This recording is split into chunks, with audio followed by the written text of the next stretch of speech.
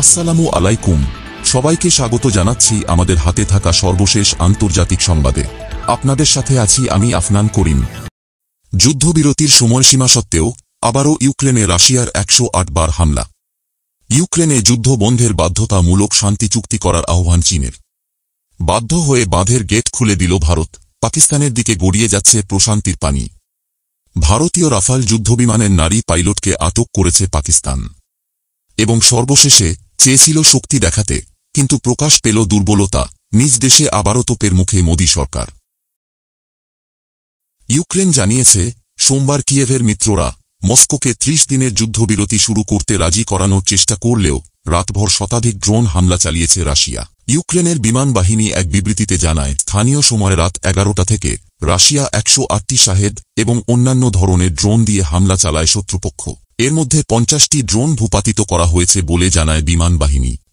এদিকে ইউক্রেনের যুদ্ধের অবসানের জন্য একটি বাধ্যতামূলক শান্তি চুক্তির আহ্বান জানিয়েছে চীন। কিয়েভ এবং তার মিত্ররা মস্কোকে 30 দিনের যুদ্ধবিরতি শুরু করার আহ্বান জানানোর পর এবং রাশিয়ার প্রেসিডেন্ট ভ্লাদিমির পুতিন সরাসরি আলোচনার প্রস্তাব দেওয়ার পর চীন এ আহ্বান জানায়। এক বিবৃতিতে চীনের পররাষ্ট্র মন্ত্রণালয়ের মুখপাত্র লিন জিয়ান বলেন, আমরা শান্তির জন্য সহায়ক সকল প্রচেষ্টাকে সমর্থন করি এবং আশা করি সংশ্লিষ্ট পক্ষগুলো সংলাপ এবং আলোচনার মাধ্যমে সমস্যাটি সমাধান অব্যাহত রাখবে। বিবৃতিতে সকল পক্ষের কাছে গ্রহণযোগ্য একটি বাধ্যতামূলক শান্তি চুক্তির আহ্বান জানানো হয়।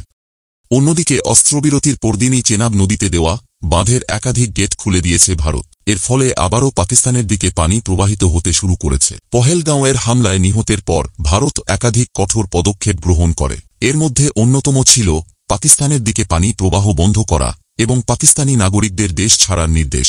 ভারত সরকার সাময়িকভাবে সিন্ধু পানি চুক্তি স্থগিত করে এবং চেনাব নদীর বাগলিহার ও সালাল বাঁধের গেট লাগিয়ে প্রবাহ আটকে দেয়। ফলে পাকিস্তানের দিকে চেনাব নদীর পানি স্তর আশঙ্কাজনকভাবে কমে যায়। দেশটির প্রশাসনের বরাতে ভারতীয় বিভিন্ন গণমাধ্যম জানিয়েছে, সম্প্রতি জম্মু কাশ্মীরে টানা বৃষ্টির কারণে বাগলিহার ও সালাল বাঁধে পানির স্তর বেড়ে গিয়েছিল।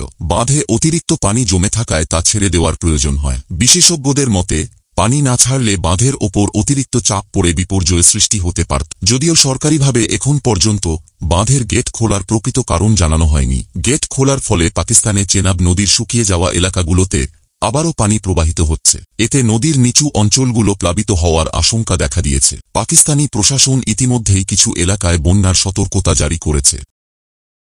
এদিকে 4 দিনের সামরিক সংঘাতের সময় ভারতের বিমানবাহিনীর একজন পাইলটকে পাকিস্তান আটক করে বলে সামাজিক যোগাযোগ মাধ্যমে গুঞ্জন ছড়িয়ে পড়েছে। ভারতীয় অত্যাধুনিক যুদ্ধবিমান রাফালের ওই নারী পাইলটকে আটকের গুঞ্জনের বিষয়ে কথা বলেছে পাকিস্তানের সামরিক বাহিনীর আন্তঃবাহিনী জনসংযোগ পরিদপ্তর। পাকিস্তানের ISPR এর মহাপরিচালক লেফটেন্যান্ট জেনারেল আহমেদ শরীফ চৌধুরী বলেছেন, প্রতিবেশী ভারতের বিরুদ্ধে নতুন লড়াইয়ের সময় পাকিস্তান ভারতীয় কোনো পাইলটকে আটক করেনি। ভারতে পাকিস্তানের পাল্টা হামলার পর থেকে সামাজিক যোগাযোগ মাধ্যমে ভারতীয় পাইলটকে আটকের বিষয়ে বিভিন্ন ধরনের গুঞ্জন ও একাধিক ভিডিও ছড়িয়ে পড়েছে। এতে দাবি করা হয়েছে, ভারতীয় বিমান বাহিনীর নারী পাইলট শিবাঙ্গী সিংকে আটক করেছে পাকিস্তান। ভারতীয় যুদ্ধবিমানে পাকিস্তানি সৈন্যরা গুলি চালানোর পর সেটি বিধ্বস্ত হয়। পরে সেই বিমানের পাইলট শিবাঙ্গী আটক করে পাকিস্তানের সামরিক বাহিনী। তবে গণমাধ্যমের সঙ্গে আলাপকালে পাকিস্তানের সশস্ত্র বাহিনীর মুখপাত্র আহমেদ শরীফ চৌধুরীর কাছে এই বিষয়ে প্রশ্ন করা হয়। এ সময় এক সাংবাদিক তার কাছে জানতে চান, ভারতীয় কোনো পাইলট পাকিস্তানের হেফাজতে আছে কিনা এবং যদি থাকেন তাহলে তাকে ফেরত পাঠানো হবে কিনা। জবাবে জেনারেল আহমেদ শরীফ চৌধুরী বলেন, আমি একেবারে পরিষ্কারভাবে এটা নিশ্চিত করতে পারি যে ভারতীয় কোনো পাইলট আমাদের হেফাজতে নেই। এটা সামাজিক যোগাযোগ মাধ্যমের অতিরঞ্জন, ভুয়া সংবাদ এবং প্রচারণার একাধিক উৎস থেকে এই ধরনের গুজব ছড়ানো হয়েছে। পাকিস্তানে ভারতীয় পাইলটের আটকের বিষয়টিকে ভুয়া বলে উড়িয়ে দিয়েছে ভারতের ক্ষমতাসীন বিজেপি সরকার। একই সঙ্গে দেশটির জনগণকে অপতথ্য বিশ্বাস না করার আহ্বান জানিয়েছে দেশটি। প্রসঙ্গত, টানা কয়েকদিনের সংঘাতের পর গত 10 মে যুক্তরাষ্ট্রের প্রেসিডেন্ট ডোনাল্ড ট্রাম্প ঘোষণা দেন, ভারত ও পাকিস্তানের মধ্যে একটি পূর্ণাঙ্গ এবং তাৎক্ষণিক যুদ্ধবিরতি হয়েছে, আর সেটি সম্ভব হয়েছে তার প্রশাসনের মধ্যস্থতায়। মার্কিন গণমাধ্যম জানিয়েছে, আরও বড় সংঘাতের আশঙ্কায় মার্কিন ভাইস প্রেসিডেন্ট জেডি ভ্যান্স, পররাষ্ট্রমন্ত্রী মার্কো রুবিও এবং হোয়াইট হাউসের চিফ অব স্টাফ সুজি ওয়াইলস জরুরি ভিত্তিতে এই সংঘাতের মধ্যস্থতা করেন। এ সময় জেডি ভ্যান্স ভারতের প্রধানমন্ত্রী নরেন্দ্র মোদীকে সম্ভাব্য বিপর্যয়ের বিষয়ে সতর্ক করে দেন এবং পাকিস্তানের সঙ্গে সরাসরি আলোচনার পরামর্শ দেন। বিশ্বজুড়ে এই যুদ্ধবিরতির খবরে স্বস্তি দেখা দেয়। কারণ পারমাণবিক যুদ্ধের আশঙ্কা, যা এক গবেষণা অনুযায়ী এক সপ্তাহে প্রায় 12.5 কোটি মানুষের প্রাণ নিতে পারে, অঞ্চল জুড়ে দুশ্চিন্তা বাড়িয়ে দিয়েছিল এবং এটি যুক্তরাষ্ট্রকে সক্রিয় কূটনৈতিক উদ্যোগ নিতে বাধ্য করে। তবে যুক্তরাষ্ট্রের পক্ষ থেকে দেওয়া এই যুদ্ধবিরতির ঘোষণাকে ভারতে অনেকে ভালোভাবে নেয়নি। ভারতের সাবেক সেনাপ্রধান ভেদ প্রকাশ মালিক বলেন, এই যুদ্ধবিরতির পরে ভারতের ভবিষ্যৎ ইতিহাস হয়তো জানতে চাইবে, রাজনৈতিক বা কৌশলগতভাবে আসলে আমরা কি পেলাম। এছাড়া ভারতের সংসদ সদস্য আসাদুদ্দিন ওয়াইসি বলেন, আমি চাইতাম আমাদের প্রধানমন্ত্রী নিজেই যুদ্ধবিরতির ঘোষণা দিতেন, কোনো বিদেশি নেতা নয়। 72 সালের সিমলা চুক্তির পর থেকেই আমরা তৃতীয় পক্ষের হস্তক্ষেপে বিরোধী ছিলাম, তাহলে এবার কেন গ্রহণ করলাম?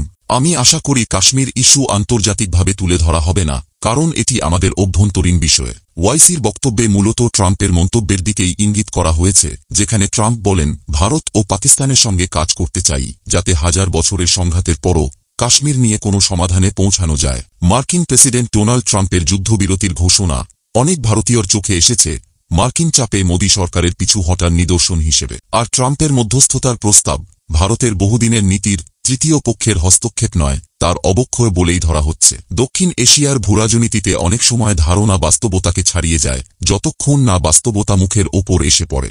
ভারত অনেকদিন ধরে নিজেকে এই অঞ্চলের নেতৃত্বশীল শক্তি হিসেবে তুলে ধরেছে, অর্থনৈতিক অগ্রগতি ও পারমাণবিক শক্তির ওপর ভর করে। কিন্তু 22 এপ্রিল কাশ্মীরের পেহেলগামে বন্দুকধারীদের হামলার পর ভারতের প্রতিক্রিয়া দুর্বলতার দিকটাই বেশি স্পষ্ট করেছে। মূলত ভারতের উদ্দেশ্য ছিল শক্তি দেখানো, কিন্তু তার বদলে পাকিস্তানের অবস্থান আরও মজবুত হয়েছে, আর কূটনৈতিকভাবে মোদী সরকার পিছিয়ে পড়েছে। অন্যদিকে পাকিস্তান পাল্টা প্রতিক্রিয়ায় নিজস্ব যুদ্ধবিমান পাঠিয়ে ভারতের হামলা প্রতিহত করার দাবি করে। দেশটি বলেছে, তারা 5টি ভারতীয় যুদ্ধবিমান ভূপাতিত করেছে, যার মধ্যে 3টি ছিল রাফাল ফাইটার জেট। 2 জন মার্কিন কর্মকর্তা জানান, চীনের তৈরি একটি জে-10 যুদ্ধবিমান অন্তত 2টি ভারতীয় বিমান ভূপাতিত করেছে, যেখানে চীনের গোয়েন্দা, নজরদারি ও টার্গেটিং সহায়তা ছিল। তবে ভারত কোনো বিমান হারানোর কথা প্রকাশ্যে স্বীকার করেনি। ভারতের সংবাদ মাধ্যম শুরুতে দাবি করেছিল, করাচির বন্দর সহ পাকিস্তানের বড় বড় শহরে ধ্বংসাত্মক হামলা হয়েছে, কিন্তু পরে দেখা যায় সেগুলো ছিল প্রচারণার অংশ, বাস্তবতা নয়। এই ঘটনাগুলো ভারতের আঞ্চলিক নেতৃত্বের ভাবমূর্তিকে আঘাত করেছে। ভারতের রাফাল সক্ষমতা যতটা মূল্যায়ন করা হয়েছিল, বাস্তবে তা কার্যকর হয়নি। পাকিস্তানের চীনের সহায়তায় গঠিত উন্নত নজরদারি ও তথ্য ব্যবস্থার কাছে তা পিছিয়ে পড়েছে। চীনের সামরিক সহায়তা পাকিস্তানের প্রতি গত কয়েক বছরে ব্যাপক বেড়েছে। 20 সাল থেকে পাকিস্তানের 80% অস্ত্র চীন থেকেই এসেছে। গত কয়েক বছর ধরেই কিছু ভারতীয় প্রতিরক্ষা বিশ্লেষক সতর্ক করে আসছিলেন, চীনের সহযোগিতায় পরিচালিত পাকিস্তানের বিরুদ্ধে ভারত ভালোভাবে প্রস্তুত নয়, বিশেষত যখন যুক্তরাষ্ট্র বা রাশিয়ার কাছ থেকে ভারতের বাস্তব সহায়তা বেশ সীমিত। আবার কেউ কেউ অভিযোগ করেন, ভারতের পররাষ্ট্রনীতির ভুলেই চীন ও পাকিস্তানের মধ্যকার সম্পর্ক আরও গভীর হয়েছে। কিন্তু দিল্লিতে এসব সতর্কতা উপেক্ষিতই ছিল। তবে সাম্প্রতিক এই ঘটনা ভারতের কৌশলগত সীমাবদ্ধতা উন্মোচন করে দিয়েছে। এখন আর বিষয়টি শুধু ধারণার মধ্যে নেই, বরং বিশ্বব্যাপী নজরদারির আওতায় এসেছে। দিল্লি এখন হয়তো এই ঘটনার প্রতিক্রিয়ায় প্রতিরক্ষা বাজেট বাড়াতে এবং তাদের নিয়ন্ত্রণে থাকা কাশ্মীরে আরও সামরিকীকরণ ঘটাতে পারে। কিন্তু ভবিষ্যৎ গড়ার পথ নির্ভর করছে দিল্লি ও ইসলামাবাদের বিচক্ষণতার উপর। উত্তেজনার পরিবর্তে সংযমী হতে হবে নীতি নির্ধারণের মূলভিত। অন্যথায় রাজনৈতিক বিপর্যয়, অর্থনৈতিক মন্দা ও কোটি মানুষের দুর্ভোগ অনিবার্য হয়ে উঠবে। বিশ্বের সবচেয়ে দরিদ্র মানুষের 1/4 এবং 35 কোটির বেশি নিরক্ষর প্রাপ্তবয়স্ক যেখানে বাস করে, সেই ভারত ও পাকিস্তানের পক্ষে দীর্ঘমেয়াদী সংঘাত চালিয়ে যাওয়া সম্ভব নয়। চলমান উত্তেজনা ভারতের অগ্রগতিকে থামিয়ে দিতে পারে, আবার পাকিস্তানের দুর্বল অর্থনীতিকে সম্পূর্ণ ভেঙে ফেলতে পারে, যার প্রভাব হবে প্রতিটি ছোট সফলতার চেয়ে বহুগুণ বেশি ক্ষতিকর।